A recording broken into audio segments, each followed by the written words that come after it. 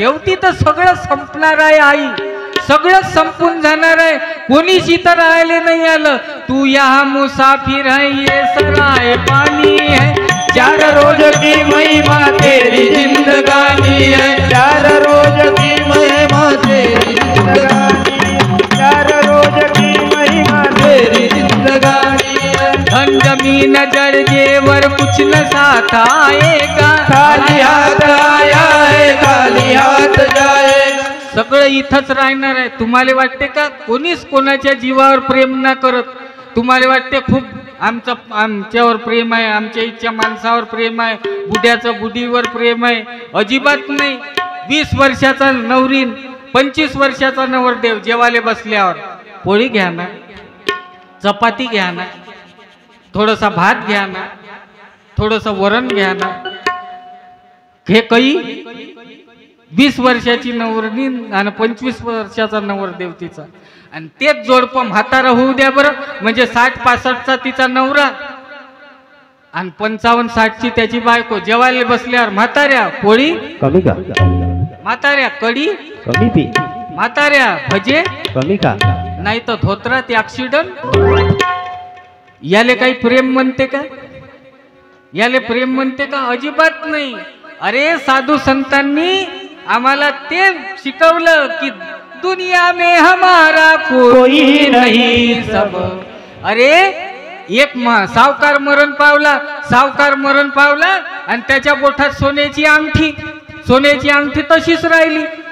सगळे लोक आले, सगळे दुःखाचं तिथं वातावरण तयार झालं. उचला याले न्या, आता सगळं न्या, आता याले उचला.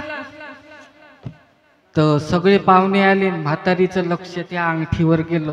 तिले वाटलं का मी जर म्हणलं या अंगठीचं तर लोक म्हणून पाय गड्या इले नवरा मेला त्याचं नाही ना, अंगठीचं येऊन पडलं. तर बाया मोठ्या हुशार, तिनं लढताच बजेट बसवला. असं कसं झालं बाई व, त्याचा जीव गेला पण त्याच्या बोटातली अंगठी किती चांगली दिसून राहिली व. अरे वा वा, बाया आया म्हणे वा वा, घ्या अंगठी काढून, घ्या अंगठी. तिच्याकडे दिले अंगठी, तिच्याकडे घ्या. काय करू याचं? अरे तूच तर म्हणत होती काय करू याचं? माय खरं सोनं गेल्यावर ह्या सोन्याचं काय करू व. किती नाटक करते हो बाया. बरं नवरा मेल्यावर बांगड्या फोडा, कपडे जाळा, त्याचे गाद्या जाळा. इकडं पाय ना बे, गाद्या जाळा, कपडे जाळा. काय पाहते त्याचे कपडे, त्याचे भांडे जाळा. त्याचा 7-12 काऊन ना जाळत? त्याचे बरं बांगड्या काचाच्या होय म्हणून फोडते, सोन्याच्या फोडते का? अजिबात नाही.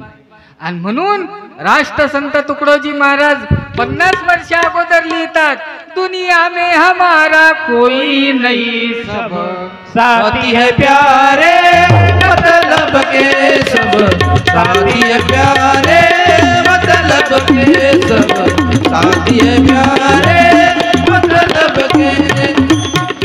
जब पास हमारे पैसा था तब दोस्त हमारे हजारों थे, तब दोस्त हमारे हजारों थे. अब पास हमारे पैसा नहीं, अब पास हमारे पैसा नहीं. अरे भाऊ बहीण चांगले राहत होते, एकमेकाच्या घरी जात होते, परंतु भावाचं वावर बापाचं वावर WCL मध्ये गेलं, बहिणीनं हिस्सा टाकला आणि तेव्हापासून भाऊ बहिणी एकमेकाचं फाटलं. पहा बरं किती मोठं दुःख आहे. तुकडोजी बाबानं 50 वर्ष अगोदर लिहिलं, ते आज होऊन राहिलं. गणगोत से हे पैशाचे नक, भाऊ बहीण हे कोणाचे. गणगोत से म्हणून माझ्या मायबाप दुसऱ्याचं सुख पाहण्यासाठी हृदय मोठं पाहिजे. भाऊ बाबासाहेब आंबेडकर परीक्षा पास झाले तर शाहूजी महाराजांना हत्तीवर बसून साखर वाटली. हो दुसऱ्याचं सुख पाहण्याकरता आपलं हृदय मोठं पाहिजे. आम्ही तर शेजाऱ्यानं गाडी घेतली तर आपल्याला कौतुक नाही, ते का गाडी होय का कंपनी खराब आहे. कौतुक काहीच नाही, काही म्हणणारे नाही, पण ते गाडी होय का गा याच्यापेक्षा तर सेकंड हँड चांगली होती. म्हणजे 9वी गाडी त्याच्या गाडीले नाव ठेवते. एखादी गरीबाच्या पोरानं जर गाडी घेतली मोठी स्प्लेंडर गिंडर, ते का गाडी होय का, त्याच्यापेक्षा पल्सर चांगली राहील. अबे त्यानं घेतली ना. किती मोठी परिस्थिती आहे. आणि म्हणून दुसऱ्याचं सुख पाहण्याकरता हृदय मोठं पाहिजे. आणि तुम्ही किती चांगलं काम करा, कितीही चांगलं काम करा, किती लोकांचं भलं करा, तुमची किंमत नाही. लोक तुमचं नाव घेणार नाही, कारण शेजाऱ्याले प्रगती कुत्र्याले गती कवच सहन नाही होत. म्हणून आम्हाला त्या संतांच्या कव्हरेज मध्ये येणं महत्वाचं आहे. गाडगे बाबाच्या कव्हरेज मध्ये बाबासाहेब आंबेडकर होते, तुकोबारायाच्या कव्हरेज मध्ये छत्रपती शिवाजी महाराज होते.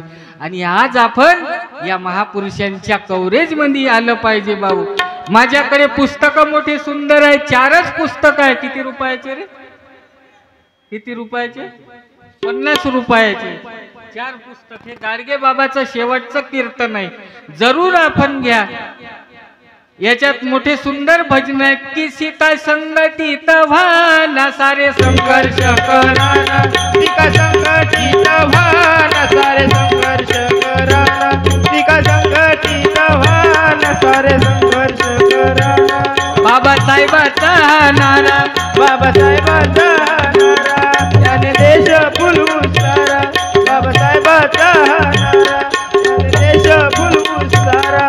याने देश फुलवून सारा, तोची मानव साक्षर करा. याने देश फुलवून सारा, तोची मानव साक्षर करा, तोची मानव साक्षर करा. तिका संघटित व्हाना, तिका संघटित व्हाना सारे संघर्ष कराना, तिका संघटित व्हाना सारे संघर्ष कराना. आज शेतकऱ्याची परिस्थिती मोठी बिकट आहे. भाऊ, शेतकऱ्यावर ग्रामगीतेच्या पहिले ज्योतिबा फुलेंनी शेतकऱ्याचा आसूड नावाचा ग्रंथ लिहिला होता. कशा करता? की माझा शेतकरी सुखी झाला पाहिजे. आज टीव्हीवर पाहतो त्याची परिस्थिती फार मोठी बिकट आहे. टीव्हीवर फार मोठे गाणे दिले जाते की तू राजा इच्छा, की तू शेतकरी शेतकरी शेतकरी देशाचा राजा, तू शेतकरी शेतकरी शेतकरी देशाचा राजा. या शेतावरी करतात सारे मौजा. तू शेतकरी शेतकरी शेतकरी देशाचा राजा, तू शेतकरी शेतकरी शेतकरी देशाचा राजा. त्याची जर परिस्थिती पाहिली तर शेंदूर लागला या त्याला जी शेंदूर कांब्या लागला या त्याला जी कांब्या लागला या. शेंदूर लागला या त्याला जी शेंदूर लागला या. कांब्या लागला या त्याला जी कांब्या लागला या. शेंदूर लागला या त्याला जी शेंदूर लागला. त्या शेतकऱ्याच्या रक्तावर जगणारे मजा मारून राहिले हो. आज शेतकरी संकटात आहे. आमच्या इकडं कापूस न तुमच्या इकडं धान.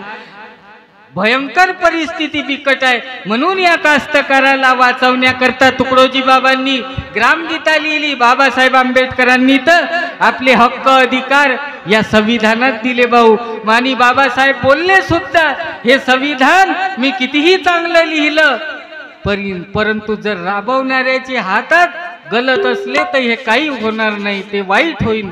आणि म्हणून बाबासाहेब आंबेडकरांचा एक एक शब्द आता खरा होऊन राहिलेला आहे.